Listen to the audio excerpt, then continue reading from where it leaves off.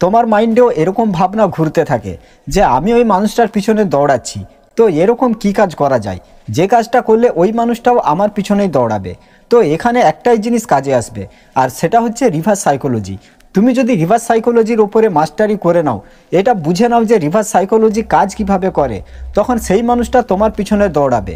আর তোমাকে সেই মানুষটার পিছনে দৌড়ানোর কোনো প্রয়োজনই হবে না, কারণ তুমি এটা বুঝে নেবে যে কখন কোথায় কিভাবে তুমি রিভার্স সাইকোলজি অ্যাপ্লাই করবে, সম্পর্কের মধ্যে কিভাবে ব্যালেন্স বানিয়ে রাখবে।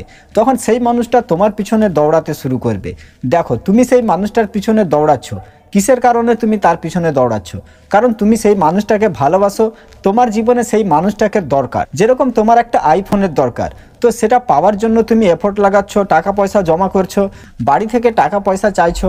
কিন্তু তোমার কাছে যদি অ্যাভেলেবেল আইফোন থাকে, তখন কি তুমি আইফোনের সেরকম ভ্যালু দেবে? তোমাদের বাড়িতে সবাইয়ের কাছে আইফোন রয়েছে, 2-4টা আইফোন পড়ে রয়েছে বাড়িতে, তখন কি তোমার কাছে আইফোনের কোনো ভ্যালু থাকবে? তো যেই মানুষটার পিছনে তুমি বারবার দৌড়াচ্ছ, যার কাছে তুমি পড়ে রয়েছো, তো সেই মানুষটার কাছে নিজের ভ্যালু বাড়াও। সবসময় তার পিছনে দৌড়াতে থাকলে সেই মানুষটা কখনো তোমার পিছনে দৌড়াবে না।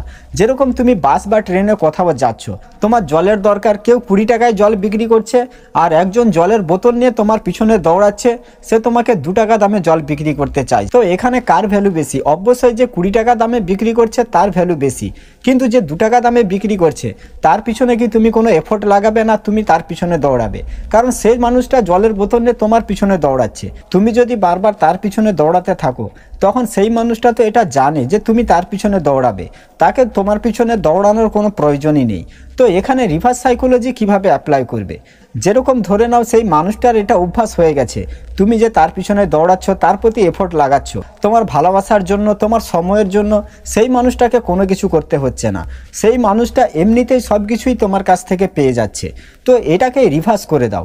যেরকম তোমার মধ্যে এটা অভ্যাস আছে তার পিছনে দৌড়ানো, তাকে কল করা, তাকে মেসেজ করা, তার প্রতি এফোর্ট লাগানো, সেরকম সেই মানুষটার মধ্যেও এটা অভ্যাস আছে, কিন্তু তুমি তাকে ফিল করার সুযোগ দিচ্ছ না। আর যখনই তুমি এটাকে রিভার্স করে দেবে, তখন সেই মানুষটা তোমার প্রতি এফোর্ট লাগাবে। দেখো, এর থেকে বেশি অপমান আর কি হতে পারে? যেখানে সামনের মানুষটা তোমাকে বলছে যে আমি তোমার সাথে সম্পর্কে থাকতে চাই না, তোমাকে ব্লক করে দিয়ে তোমার জীবন থেকে দূরে সরে যাচ্ছে, তো এর থেকে বেশি অপমান আর কি হতে পারে?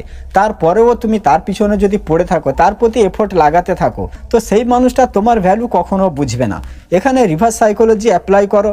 সেই মানুষটা যেভাবে তোমার সাথে করে যাচ্ছে, তুমিও তার সাথে ঠিক সেরকমই করতে শুরু করে দাও। দেখো, সেই মানুষটা আনন্দতে আছে, সেই মানুষটা সোশ্যাল মিডিয়ায় ভালো ভালো পোস্ট করছে, সে সবার সঙ্গে এনজয় করছে, এটা দেখে তোমার কষ্ট হচ্ছে কি কষ্ট হচ্ছে না? তোমার কষ্ট হচ্ছে। তো যখন তুমি এটা রিভার্স করে দেবে, তুমিও যখন হ্যাপিনেস দেখাবে, তখন সেই মানুষটারও কষ্ট হবে। আমি এটা বলছি না যে তাকে কুকুরের মতো তোমার পিছনে দৌড়াও, তাকে তোমার লাইফে তুমি চাকর বানিয়ে রাখো। দেখো, দুজন ভালোবেসেছো মানে দুজনেরই এফোর্ট লাগানোর দরকার। যেখানে সামনের মানুষটাও তোমাকে ভালোবাসা দিচ্ছে, তুমিও তাকে ভালোবেসে যাচ্ছ, সেখানে তুমি তাকে রাজার মতো রাখো, তুমিও তাকে রানীর মতো রাখো।